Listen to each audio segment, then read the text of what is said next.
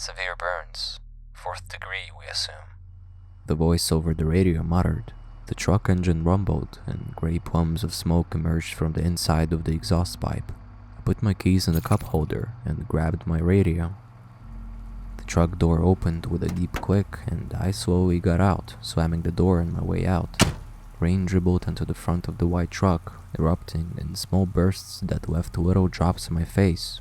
The concrete was wet, creating a glossy and frothy effect along the road. A brick corridor separated me and the gloomy morgue I'd worked at for years on end. I walked to the back of the truck and fidgeted with the lock. "How was the burn caused?" I asked the man. Faulty equipment inside the ship. At least, we assume. We haven't had any confirmation, but from what we assume, it had to have been a mechanical mishaps. We couldn't find or recover any other bodies. They must have been pulled out to space when the interior was punctured. "Is the information about the accident classified?" I questioned him once again. As for now, yes. Government officials will notify us when necessary. The metal door swung open, and a terrible smell corrupted the fresh, misty air. It had the stench of a rotten roadkill searing in the sun. I cringed in horror, yet I smelled the same thing a million times, and somehow I hadn't gotten used to it. I grabbed the cold metal stretcher and pulled it out of the truck.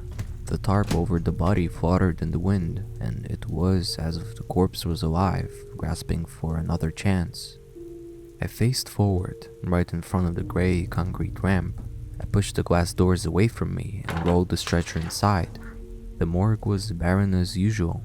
The small metal doors of the body refrigeration compartments opaquely reflected my workspace. I placed the charred body onto the silver autopsy table in front of me. I began to undo the tarp on the carcass. I reached into a small cardboard inside beside the table and pulled out a latex glove and snapped it snug onto my hand.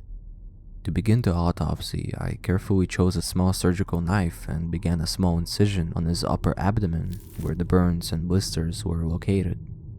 The epidermis was black and flaky, like a burned steak left on a grill for hours on end. As I began cutting, the skin seemed to sizzle and smoke the deeper I got into the corpse. My grip of the knife weakened. A burning sensation shot up the scalpel and onto my hand, nearly fusing the rubbery glove to my fingers.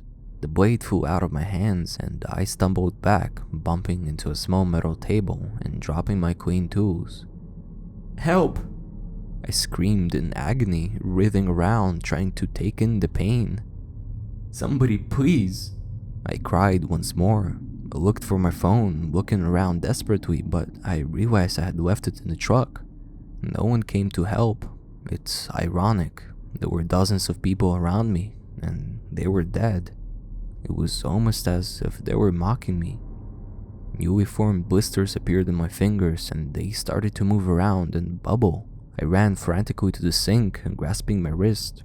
My hand, searing, managed to turn the faucet on, and a cold stream of water blanketed around my blistered appendage. My fingers flaked up, like the body I was operating on. I turned the water off after about a minute to examine my hand, and it seemed like it was slowly spreading. As it spread up my hand, it started to burn my flesh, like reaching into open flame. I grabbed a paper towel off the roller and tore it off.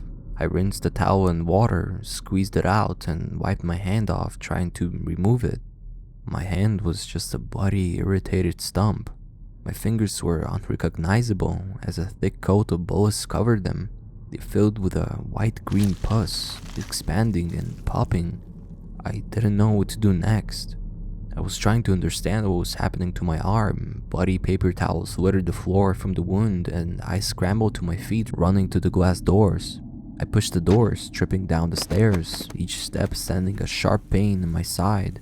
I cried out, holding my wound as the rain pelted my horrific stump. The water was like molten lava to me. Each droplet burned into my arm, making the blood spurt into the rough, most concrete and rhythmical fashion, spilling white pus all over. After minutes of little drops of rain falling on my body, my nerves were so damaged I couldn't feel a thing. The bubbled blisters were dull, and the blood and pus made my head white.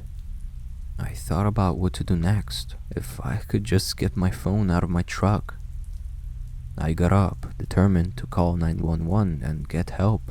Adrenaline fled through my veins, and I managed to get up onto my feet and dart out of the front glass doors. I busted out, losing my footing, and tripped down the stairs, colliding with cold, solid concrete, and busting my chin on the wet concrete. Rain pelted on my sizzling wounds as I tried to regain my breath. My legs were weak and bruised.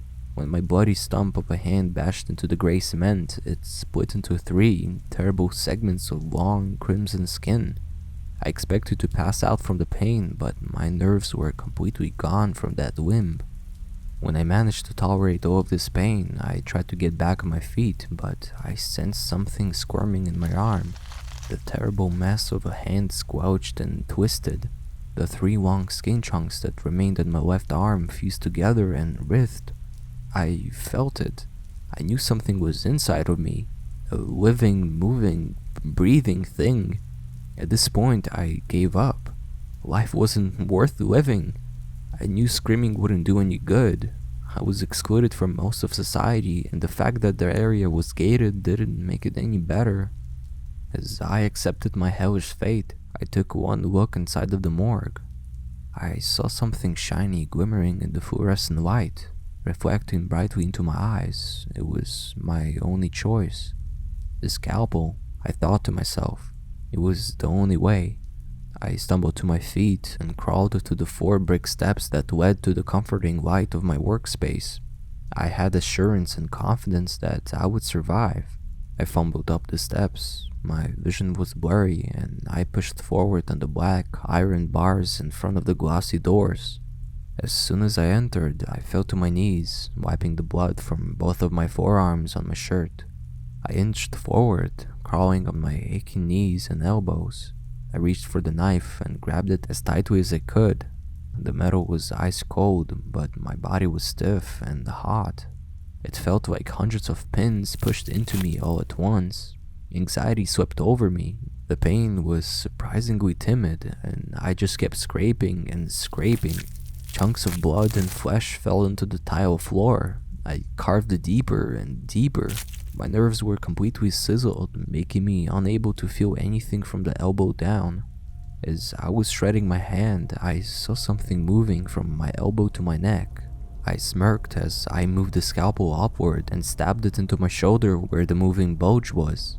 My nerves were still working there, and it sent a stinging sensation along my neck. Trickles of blood were sliding down my forearm, and I reached in to grab the creature inside of me. I pulled it out, with a terrible spurt of blood following. It was a nasty little fella. Its skin was brownish red, and had human-like bulging eyes. The limbs on this abomination were twisted, and it struggled to escape my grasp. My head felt light, and I struggled to breathe. The puddled blood on the tile floor had been growing by the second. I closed my eyes, and everything went dark. I woke up in a pool of my own blood. My clothes were crusted brown from my wounds, and my mouth had a disgusting metallic taste. I spat on the floor and looked around. The corpse that was previously on the table had vanished, and the disgusting little cretin from earlier had disappeared as well. The fluorescent light flickered, and I took off my jacket to cover my wounds. I tied it around my neck to cover the massive gash over my shoulder. The only sounds were the buzzing from the flickering bulbs and something that sounded like tapping on the floor. After all that happened, I'd need something to defend myself with. I scanned the floor and saw the scarlet-soaked scalpel on the ground. I slowly leaned down and grabbed it. Blood touched the tips of my fingers as I fished the knife out of the red, viscous liquid. I wiped the scalpel on my dirty, gore-covered shirt and paced around the morgue very carefully. Every time the lights flickered, I felt as if something was near me, walking around the small corridors. Maybe it was messing with me. Maybe it was closer than I thought. I stumbled into a corner where I stayed for what seemed like an eternity. I held the knife up, shaking and trembling. If I had lost any more blood, I'd say I'd probably be dead right now. The adrenaline rushed through my body, and I was ready to attack at any second.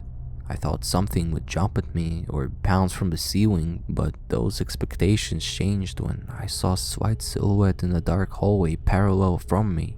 I blinked and tried to make out what it was. It looked bulky. It slowly shifted around every once in a while. It let out a quiet, wet snarl. I held my breath and tried not to draw any sudden attention to me. The thing made its way towards me.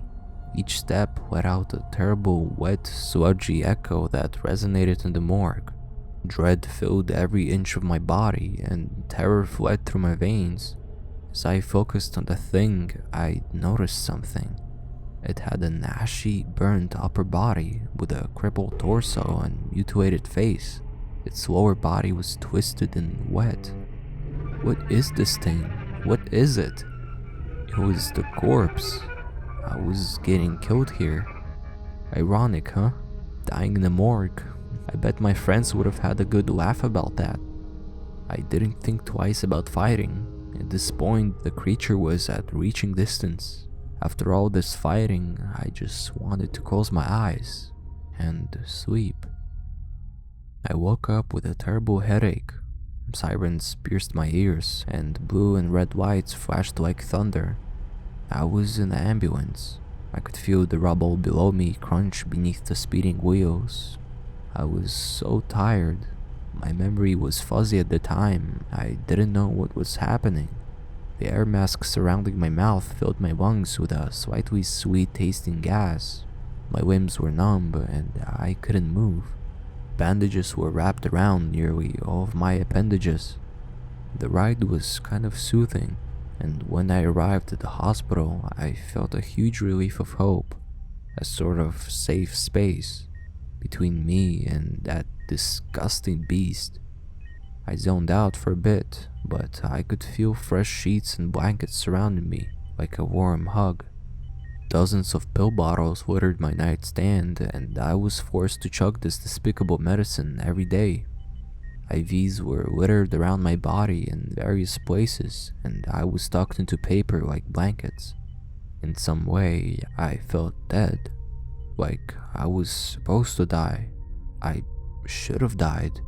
Why am I still here? I have no purpose anymore. I wanted to get out of here and end everything already. As the days went on, I could notice my skin getting noticeably more dark and irritated. Dark veins shot through my body, and doctors came into my room regularly to check in on me. Every time they come in, they seem even more terrified than the last time. I want to know what's going on, but every time I ask a doctor, they don't answer. All they do is stare hopelessly into my eyes and apologize to me. Why are they apologizing? I just want to know what's going on. I don't have any answers. The only reason I released this story to the public is because I don't think I have a lot of time left. There's something squirming in my left arm, like some sort of electricity.